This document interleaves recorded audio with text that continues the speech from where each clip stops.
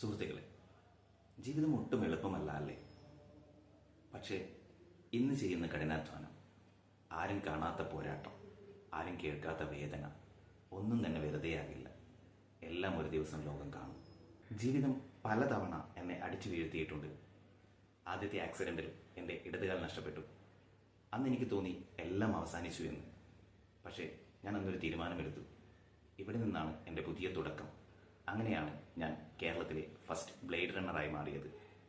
പിന്നെയും രണ്ടാമത്തെ ആക്സിഡന്റ് വന്നു.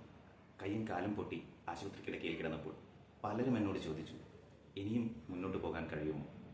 പക്ഷേ ഞാൻ എൻ്റെ ഉള്ളിൽ പറഞ്ഞുകൊണ്ടേയിരുന്നു, വീണു പോയേക്കാം, പക്ഷേ ഒരിക്കലും വീണെടുത്ത് തന്നെ കിടക്കില്ല. ഞാൻ വീണ്ടും എഴുന്നേൽക്കും, മുന്നോട്ട് തന്നെ പോകും.